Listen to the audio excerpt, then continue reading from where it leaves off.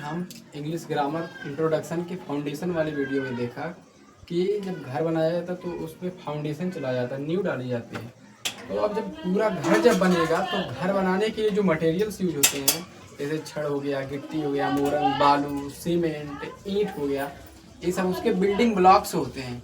तो building blocks उसी प्रकार से इंग्लिश ग्रामर को समझने के लिए, इंग्लिश ग्रामर को पूरा बनाने के लिए कुछ बिल्डिंग ब्लॉक्स होते हैं, उनको समझना जरूरी होता है। तो आइए बताता हूँ कौन कौन से इंग्लिश ग्रामर के बिल्डिंग ब्लॉक्स होते हैं। जैसे फर्स्ट होता है नाउन होता है, नाउन होता है, प्रोनाउन होता है,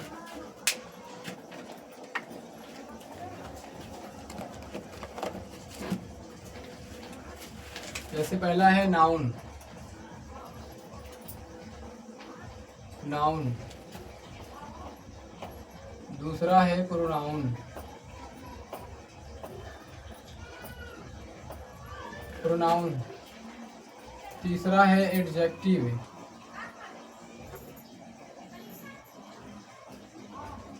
एडजेक्टिव। चौथा है वर्ब। पांचवा होता है एडवर्ब। छठवा होता है प्रीपोजिशन।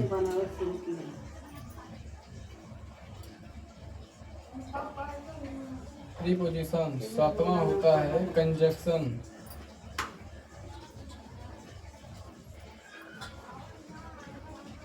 कंजंक्शन। एंड आठवां होता है इंटरजेक्शन।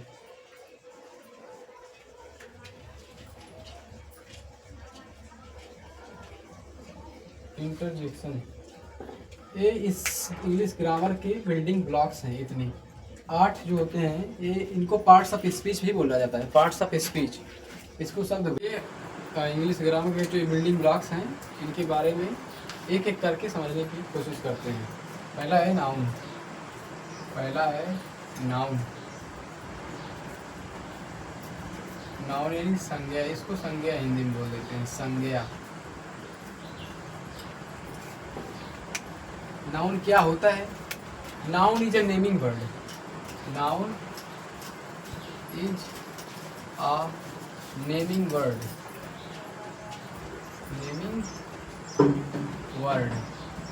ये किसी चीज की नाम को दर्शाता है, किसी चीज के नाम को दर्शाता है। जैसे किसी स्थान का नाम हो गया, किसी जगह का नाम हो गया, किसी जगह का, प्लेस का नाम, एनिमल का नेम हो गया, एनिमल नेम हो गया, name of place, animal name हो गया। किसी व्यक्ति का नाम हो गया, पर्सन नेम हो गया, किसी व्यक्ति का नाम, पर्सन नेम, पर्सन नेम हो गया। किसी चीज का नाम हुआ, वस्तु का नाम हुआ, थिंग्स नेम, थिंग्स नेम हुआ, थिंग्स नेम हो गया। जैसे एग्जाम्पल देकर मैं समझाने की कोशिश करता हूँ। जैसे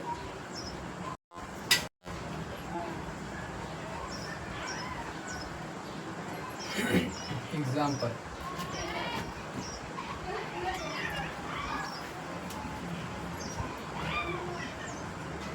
सलमान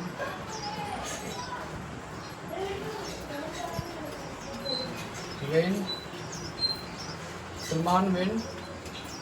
टू द मार्केट।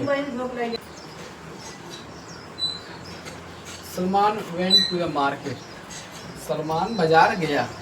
इसमें जो सलमान है, ये सलमान है, ये सलमान जो है, ये सलमान वर्ड जो है, ये नाउन को रिप्रेजेंट करता है, सलमान वर्ड। इसी प्रकार से India, the capital of India is Delhi. The capital of India is Delhi. Delhi Bharat की राजधानी है। या India, Delhi is the capital of India. जैसे Delhi is the capital of India, जैसे Delhi is the capital of India, Delhi.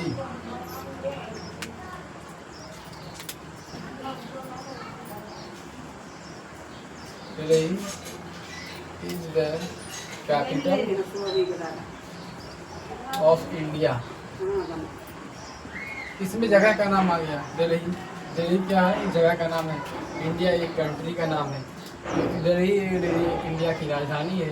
इसमें जो दिल्ली है और इंडिया आया, ये दोनों नाउन है। ठीक है। इसी प्रकार से अब हम दूसरे यानी कि प्रोनाउन को समझाने की कोशिश करता हूँ।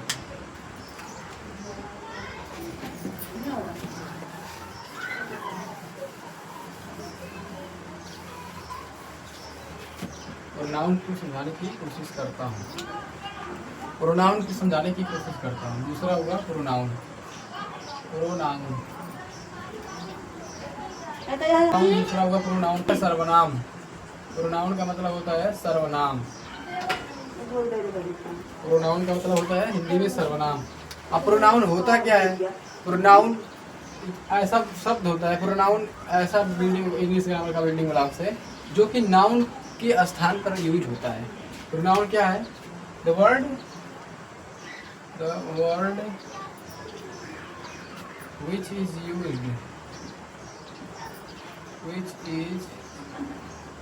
used on the place of noun.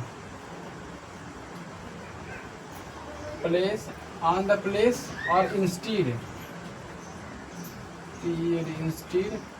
of noun. Instead of noun. The word which is used on the place or instead of noun. मतलब कहने का मतलब ये हुआ कि जो ऐसा वर्ड जो कि नाउन यानी संज्ञा के स्थान पर प्रयोग किया जाता है। प्रोनाउन में होता क्या, कौन कौन सा आता है? जैसे वह बाजार गया, जैसे मैंने इसके पहले एग्जांपल दिया था उदाहरण में, सलमान बाजार गया। अब सलमान की जगह में बोल दिया वह बाजार गया, तो he went to the market. Example में he went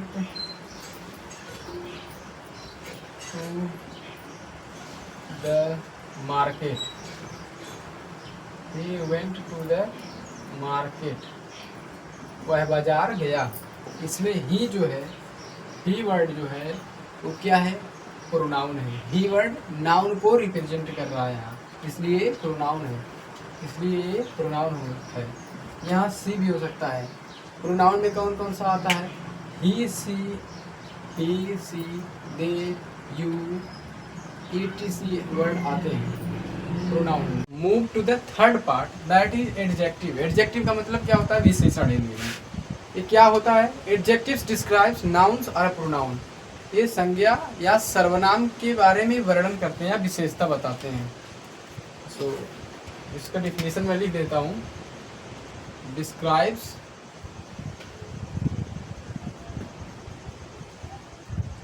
नाउन और प्रोनाउन। नाउन और प्रोनाउन एग्जाम्पल जैसे बताता हूँ मैं, की कोशिश करता हूँ। एग्जाम्पल,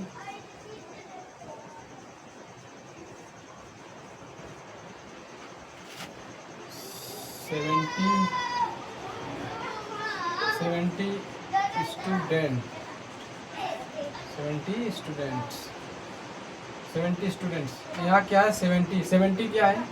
70 ये बता रहा है कि नंबर 70 है। 70 विद्यार्थियों की संख्या बताता है, इसलिए यहाँ एडजेक्टिव हो गया 70 स्टूडेंट्स। जैसे वाइट हाउस हो गया। वाइट हाउस मतलब यहाँ घर की विशेषता बता रहा है। हाउस कैसा है? घर वाइट है, इसलिए ये एडजेक्टिव हो जाएगा। ब्राउन काऊ, गाय कैसी है? गाय भूरी है, ब्राउन है, ये ब्राउन इसका एडजेक्टिव हो जाएगा। Move to the fourth part, that is verb. Verb मतलब क्रिया होता है हिंदी में। वर्ब क्या होता है? Verb is a word which describes an action or happening or signify a state of being। इसका मैं डिफिनीशन लिख देता हूँ। डिस्क्राइब्स, वर्ब क्या है? वर्ब डिस्क्राइब्स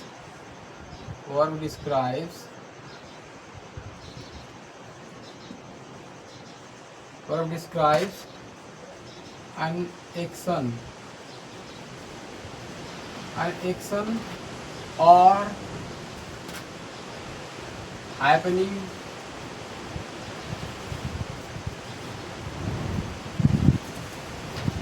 हैपनिंग और सिग्निफाई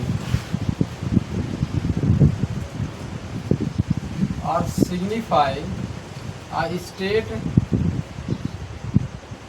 of being। इसका क्या मतलब निकला? वर्ब जो क्रिया होती है, क्रिया बताती है किसी काम के होने की या किसी चीज़ के होने की या करने की या किसी चीज़ की स्थिति को बताती है क्रिया। इसका एग्जाम्पल के द्वारा हम समझाने की कोशिश करते हैं। एग्जाम्पल, सी टॉक्स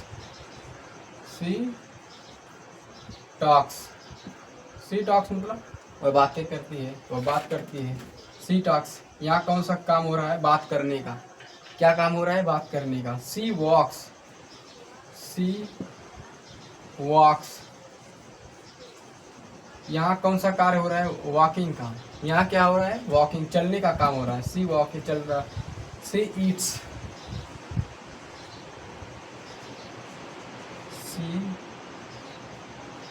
ईट्स, यहाँ कौन सा कार्य हो रहा है? खाने का कार्य हो रहा है। इस प्रकार से एक बार move to the fifth part, that is adverb, क्रिया विशेषण। क्रिया विशेषण क्या होता है? The word which modifies the meaning of adjective, verb और अनदर एडवर्ब। इसका भी डिफिनीशन में लिख देता हूँ। वर्ड विच मॉडिफाइज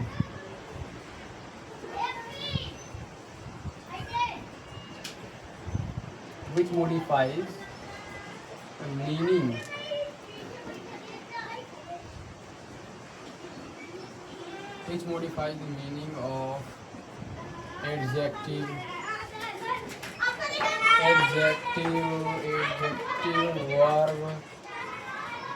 adjective, verb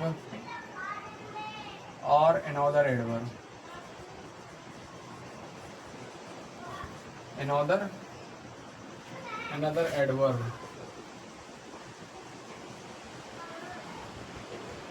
और another adverb कहने का मतलब ये निकला which modifies, ऐसे शब्द, एडवर्ब किसी क्रिया विशेषण कहते हैं, ऐसे शब्द जो विशेषण क्रिया या क्रिया विशेषण की विशेषता बताते हैं, वर्णन करते हैं या उनके मीनिंग में मॉडिफाई कर देते हैं, कुछ मॉडिफाइज कर देते हैं। तो एग्जाम्पल के माध्यम से मैं आपको बताता हूँ। जैसे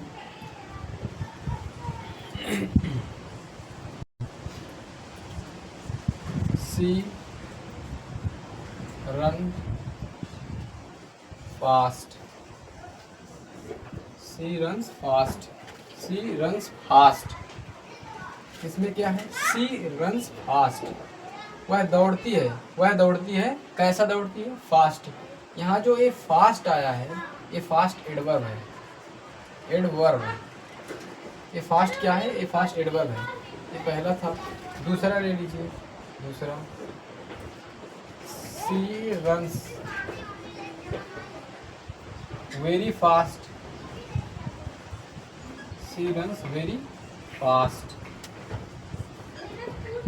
यहाँ ये जो वेरी है, वेरी एडवर्ब है। वेरी क्या है?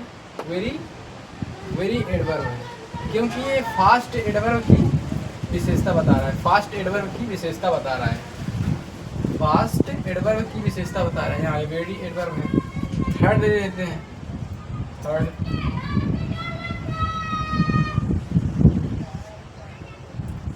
Papaya,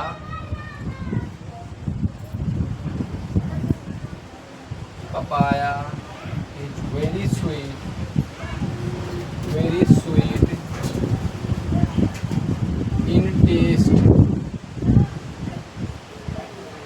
taste। यहाँ ये जो वेरी स्वीट है, ये वेरी स्वीट क्या है? वेरी स्वीट जो है टेस्ट यानी एडजेक्टिव को इंडिकेट कर रहा है। टेस्ट क्या है? एडजेक्टिव है। ये वेरी स्वीट जो है ये इसका विशेषता बता रहा है। टेस्ट कैसा है? वेरी स्वीट है। तो आप लोग सोच रहे होंगे कि यहाँ सी ही क्यों लिया जा रहा है? इसके पहले वाले में सी लिया गया था, यहाँ भी सी लिया गया है, ही क्यों नहीं लिया गया था? आप ही ले सकते हैं या किसी का नाम ले सकते हैं। आप यही भी ले सकते हैं, किसी का नाम भी ले सकते हैं। To the sixth part of building blocks of English grammar, that is preposition. Preposition को हिंदी में संबंध सूचक कहते हैं। संबंध सूचक से पता चल रहा है अपना संबंध किसी से ये बताता होगा, इसलिए संबंध सूचक है। तो इसका डिफिनीशन क्या है? इसका डिफिनीशन है preposition is a word which shows it's relation with other words in the sentence. लिख भी देता हूँ मैं, जैसे कि shows it's relation, shows it's relation with other words, with other words in the sentence। ये shows its relation with other words in the sentence, जैसा कि इसे पता चल रहा है कि ये जो वर्ड है सेंटेंस में, किसी भी वाक्य में, ये जो अपना रिलेशन है, अपना संबंध किसी अन्य वाक्य के किसी अन्य शब्द से बताते हैं या जोड़ते हैं, लिंक करते हैं, तो इसको प्रीपोजिशन कहा जाता है। अब प्रीपोजिशन में आते क्या क्या है? जो जो आते हैं प्रीपोजिशन में, उनमें से मैं कुछ का नाम यहाँ बता दे रहा हूँ, लिख दे रहा हूँ, और पूरा डेप्थ में जब पढ़ेंगे तब वहाँ बताएंगे प्रीपोजिशन के बारे में। डेप्थ में, डेप्थ प्रीपोजिशन का एक अलग से पूरा चैप्टर होगा, उसमें बताएंगे हम। तो इसमें प्रीपोजिशन में आते कौन कौन से हैं? जैसे हो गया एट, हो गया at, of, into, upon, in, on, beside, beneath, behind, etc। अब कुछ एग्जाम्पल देके मैं समझाने की कोशिश कर रहा हूँ, कुछ एग्जाम्पल देके मैं समझाने की कोशिश कर रहा हूँ।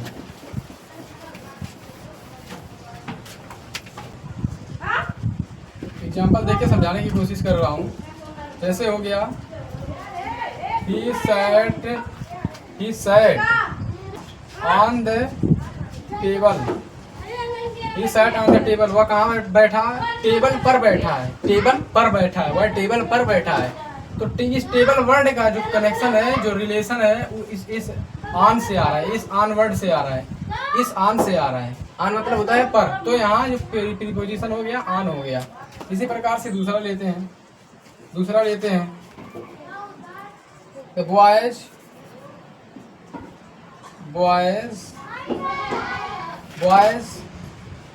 plays cricket in the ground। जो बच्चे हैं, जो लड़के हैं, वो क्रिकेट ग्राउंड में खेलते हैं, ठीक। The boys plays cricket in the ground। जो बच्चे हैं वो ग्राउंड में क्रिकेट खेलते हैं। तो इसमें जो इस ग्राउंड का जो कनेक्शन है, जो लिंक है या रिलेशन है, इन वर्ड से आ रहा है, इन से। किससे आ रहा है? इन से। तो यहाँ जो इन है, इन भी क्या हुआ? ये प्रीपोजिशन हो गया, प्रीपोजिशन। इन भी प्रीपोजिशन है, इन भी प्रीपोजिशन है। तो इस प्रकार से आप प्रीपोजिशन को समझ। Part of building blocks of English grammar, that is conjunction. Conjunction का मतलब क्या होता है? संयोजक। हिंदी में संयोजक। ये दो वर्ड्स या सेंटेंस को आपस में जोड़ने का कार्य करते हैं, जोड़ते हैं तब उनका मीनिंग कंप्लीट होता है। इसका डिफिनेशन क्या है? Conjunction is a word which connects or which joins two words or sentences to complete their meaning. लिख देता हूँ, is a word which connects or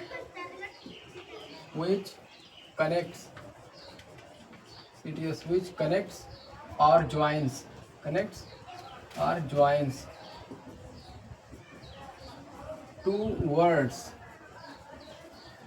two words or sentences,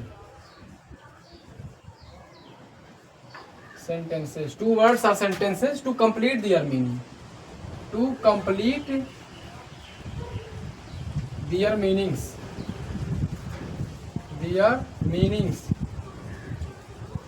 to complete their meanings। क्या होते हैं? which connects or joins two words or sentences to complete their meanings। ऐसे शब्द होते हैं जो दो शब्दों को जोड़ते हैं या दो वाक्यों को जोड़ते हैं और वाक्य को जोड़ के एक सही अर्थ निकाल कर देते हैं। इसका एग्जाम्पल से मैं समझाने की कोशिश करता हूँ। जैसे एग्जाम्पल पहला, Salman and Rahman, and Rahman, Salman and Rahman, Salman and Rahman are good friends, good friends, Salman and Rahman are good friends. जैसे यहाँ एक वर्ड हो गया, ठीक, और यहाँ एक सेंटेंस यहाँ हो गया। तो यहाँ कहा क्या है, दो वर्ड्स को या सेंटेंस को जोड़ के एक कंप्लीट मीनिंग देते हो। तो यहाँ जो ये एंड है, एंड जो है, जो एंड है, ये एंड इसको और इसको जोड़ रहा है, सलमान को एंड सलमान को और इस वर्ड को, इस वर्ड सलमान को और इस सेंटेंस को जोड़ के एक मीनिंग निकाल रहा है। अब मीनिंग निकाल के बता भी रहा है कि Salman and Rahman are good friend, Salman और रहमान अच्छे मित्र हैं, अच्छे दोस्त हैं। दूसरा बताने की कोशिश करता हूँ, Salman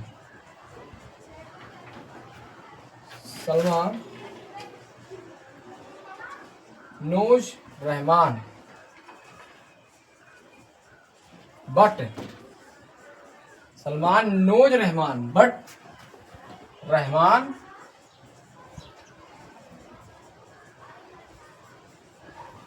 does not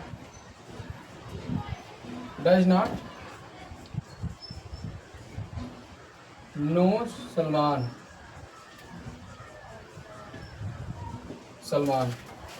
Salman knows Rahman. यहाँ तक का एक वर्ड, यहाँ तक का एक सेंटेंस हो गया, एक सेंटेंस। यहाँ से Rahman does not knows Salman, यहाँ तक का एक सेंटेंस, दूसरा सेंटेंस हो गया। इस सेंटेंस को और इस सेंटेंस को बीच में जोड़ने का काम बट कर रहा है, इसलिए बट क्या हो गया, बट यहाँ कंजक्शन हो गया। इस 8th part, that is last part of the building blocks of English grammar, विस्मयादिबोधक। ये विस्मयादिबोधक, इससे पता चल रहा है कि किसी विस्मय वाली बात की जाएगी, किसी विस्मय वाली बात की जाएगी, वंडरफुल थिंग, उसके बारे में बात की जाएगी। तो इसका definition, interjection is a word which shows sudden feelings or emotions, some sudden feelings या emotions में, जैसे एलास आ गया। इसमें इंटरजेक्शन में अगर कोई वर्ड आएगा तो उस वर्ड के बाद में एक्सक्लेमेशन मार्क आता है, ये समझ के आप रखिएगा।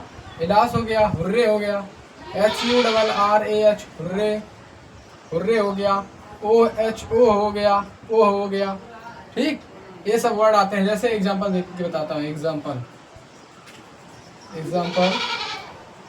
1, alas he defeat in the match, he defeat in the match या he defeat the match, वह मैच हार गया। यहाँ दुखी की बात थी तो यहाँ एलास लगे आएगा। अब यहीं पर दूसरा क्या होगा, यहाँ हुर्रे लगा देंगे, HURRAH, हुर्रे क्या है, जॉयफुल है। यहाँ hurray, he won the match, he won the match, hurray he won the match। इस प्रकार से इंटरजेक्शन का कुछ एग्जाम्पल था। Building blocks of English grammar का जो 8th पार्ट था, जो कि स्टेप 2nd में आया, वो कंप्लीट होता है। अब इसके बाद हम बात करेंगे स्टेप 3rd में, बारी बारी से जो बिल्डिंग ब्लॉक्स में आए थे। जैसे पहले नाउन आया था, प्रोनाउन आया था, वर्ब आया था, एडवर्ब आया था, एडजेक्टिव आया था, कंजक्शन, इंटरजेक्शन, प्रीपोजिशन, जैसे जैसे जो आया था उनको अब अलग अलग से सेपरेट चैप्टर वाइज लेसन्स में उसको पढ़ाने की कोशिश करूँगा, ठीक।